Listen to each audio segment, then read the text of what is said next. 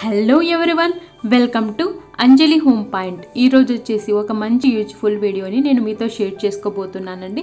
మార్కెట్లో దొరికే విమ్ జెల్ని చాలా తక్కువ టైంలోనే చాలా ఈజీగా ఇంట్లోనే మనం తయారు చేసుకోవచ్చు. అందుకనేసి మీరు వీడియోని స్కిప్ చేయకుండా ఎండ్ వరకు చూసేయండి. స్కిప్ చేశారనుకోండి మధ్యలో స్టెప్స్ అనేటివి మీకు అర్థం కాదనమాట. సో స్కిప్ చేయకుండా ఎండ్ వరకు చూసేయండి. సో మరి లేట్ చేయకుండా వీడియోలోకి వెళ్ళిపోదాము.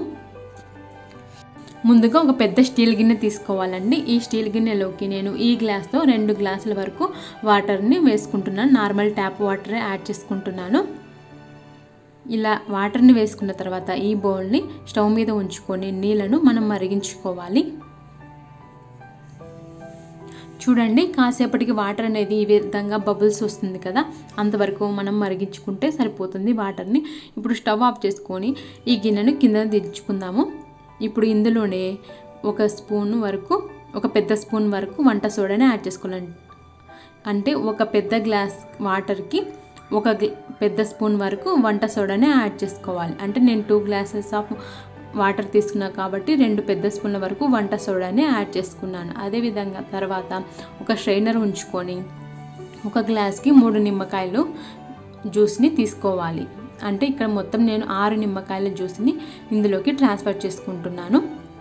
ఇలా స్ట్రైనర్ ఉంచుకొని మనం నిమ్మరసం తీసుకున్నాం అనుకోండి, చూడండి గింజలు అనేటివి సపరేట్ అయ్యి జ్యూస్ అనేది పక్కకు వచ్చింది కదా. ఇలా స్ట్రైనర్ ఉంచుకొని నిమ్మరసాన్ని పిండుకోండి.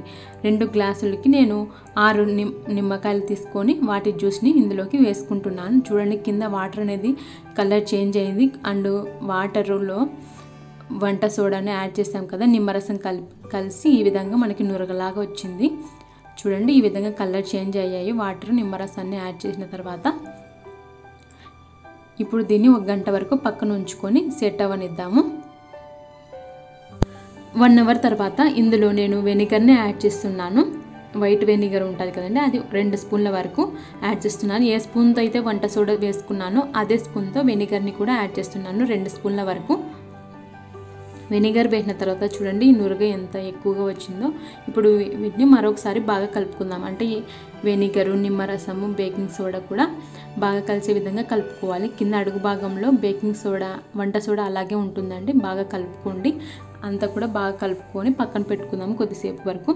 మనము నిమ్మకాయ జ్యూస్ పిండిన తర్వాత ఈ నిమ్మ చెక్కలు ఉంటాయి కదండి, వాటిని ఇలా స్టవ్ మీద వాటర్ వేసి మరిగించామనుకోండి, ఇలా మరిగేటప్పుడు మంచి అరోమా స్మెల్ వస్తుంది. ఇది మంచి రూమ్ ఫ్రెషనర్గా యూజ్ అవుతుందన్నమాట. అప్పుడప్పుడు మనం కిచెన్లో కొద్దిగా స్మెల్ వస్తుంది కదండి కిచెన్ సింకులో, అందుకు అలాంటప్పుడు ఇలా నిమ్మ చెక్కల్ని మరిగించి ఆ వాటర్ని వేసి సింక్ క్లీన్ చేయండి. చాలా బాగా వర్క్ అవుతుందన్నమాట, స్మెల్ రాకుండా బ్యాడ్గా. అండ్ ఇది రూమ్ ఫ్రెషనర్గా కూడా యూజ్ అవుతుంది ఈ నిమ్మ చెక్కల వాటర్ అనేది. అంతేకాకుండా ఈ నిమ్మ చెక్కల్ని కిచెన్ సింక్ క్లీన్ చేయడానికి, కిచెన్లో ట్యాప్స్ ఉంటాయి కదా స్టీల్వి, వాటిని కూడా క్లీన్ చేసుకోవచ్చు. చూడండి కాసేపటికి ఈ విధంగా విమ్ జెల్ అనేది రెడీ అయిపోయింది. ఇప్పుడు నేను ఒక చిన్న గిన్నెలోకి తీసుకొని ప్లేట్స్ని క్లీన్ చేసి చూపిస్తాను. చూడండి ఇది ఎంత బాగా వర్క్ అవుతుందో. ఇలా 3 స్పూన్ల వరకు నేను తీసుకున్నాను ఈ గ్లాస్ బౌల్లోకి తీసుకొని. మధ్యాహ్నము అన్నం తిన్న ప్లేట్స్ అండ్ టీ పెట్టుకున్న బౌల్ అండి. ఈ స్క్రబ్బర్ని కూడా క్లీన్ చేసి యూజ్ చేస్తున్నాను. సో ఈ విధంగా అంతా ఒకసారి డిప్ చేసేసి ఈ విధంగా రబ్ చేస్తున్నాను స్క్రబ్బర్ని. చూడండి ఈ విధంగా లైట్గా నురుగు వచ్చింది. మరియు మనం బయట మార్కెట్లో కొంటాం కదండి విమ్ జెల్, అంత నురుగు అయితే రాదు, కానీ లైట్గా వస్తుంది. కానీ సేమ్ మనకి ఆ బయట కొనే విమ్ జెల్ ఏ విధంగా వర్క్ అవుతుందో ఇది కూడా అదే విధంగా వర్క్ అవుతుంది. ఎందుకంటే మనం ఇందులో వెనిగర్ని, వంట సోడాని, నిమ్మరసాన్ని యాడ్ చేసాం కదా, అవి మంచి క్లీనర్గా పనిచేస్తాయి అన్నమాట. జిడ్డు పోవడానికి కూడా బాగా వర్క్ అవుతుంది. సో చూడండి ఇవి మధ్యాహ్నం అన్నం తిన్న ప్లేట్స్. సో ఇవి కొంచెం జిడ్డుగా ఉన్నాయి, వాటిని క్లీన్ చేసి చూపిస్తాను. చూడండి ఈ విధంగా మొత్తం కూడా ప్లేట్స్ అంతా రబ్ చేస్తున్నాను స్క్రబ్బర్తో.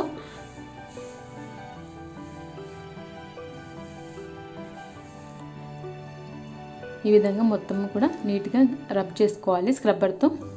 ఇప్పుడు ఇంకో ప్లేట్ని కూడా క్లీన్ చేస్తున్నాను. చూడండి విమ్ జెల్ని తీసుకొని, మనం ప్రిపేర్ చేసాం కదా ఆ విమ్ జెల్ని తీసుకొని ఈ విధంగా మొత్తం క్లీన్ చేస్తున్నాను. ప్లేట్స్ని, గిన్నెల్ని కూడా చూపిస్తాను. చూడండి ఎంత బాగా వర్క్ అయిందో ఈ విమ్ జెల్ అనేది. ఇప్పుడు వాటర్తో క్లీన్ చేశాను. వాటర్తో క్లీన్ చేసిన తర్వాత ప్లేట్ చూడండి ఎంత బాగా షైనీగా ఉందో. అండ్ జిడ్డు మొత్తం చాలా బాగా పోయిందండి. చూడండి ప్లేట్ అనేది ఎంత షైనీగా ఉందో, జిడ్డు అంతా పోయి. ఇందాక మనకి ఇక్కడంతా వైట్గా అలా ఉంది కదా జిడ్డు అంతా.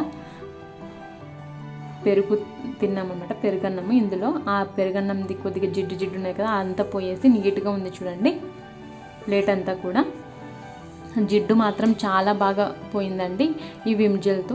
సో దానికి దీనికి డిఫరెన్స్ ఏంటంటే అది కొద్దిగా లిక్విడ్ థిక్గా ఉంటుంది కన్సిస్టెన్సీ, ఇది కొద్దిగా లైట్గా ఉంటుంది.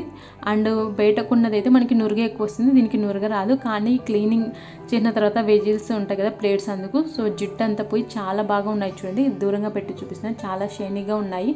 అండ్ ఈ బౌల్ కూడా చూపిస్తా చూడండి క్లీన్ చేసేసి. ఇందాక మనం ఇందులోనే కదా విమ్ జెల్ని తయారు చేసింది, ఆ బౌల్ అనమాట. ఆ బౌల్ని కూడా క్లీన్ చేసి చూపిస్తాను చూడండి. సో తర్వాత నేను విమ్ జెల్ని ఈ వాటర్ బాటిల్లోకి తీసుకొని స్టోర్ చేసుకుంటున్నాను. అంతేనండి, చాలా ఈజీగా విమ్ జెల్ని మనం బయట కొనకుండా ఇంట్లోనే తయారు చేసుకోవచ్చు. ఐ హోప్ ఈ వీడియో మీకు అందరికీ నచ్చింది, యూజ్ అవుతుందని అనుకుంటున్నాను. Thanks for watching. మీకు కనుక వీడియో నచ్చినట్లయితే లైక్ చేయండి, మీ ఫ్రెండ్స్ అండ్ రిలేటివ్స్కు షేర్ చేయండి. మరిన్ని వీడియోస్ కోసం మా ఛానల్ని సబ్స్క్రైబ్ చేసుకోండి. Bye friends, take care.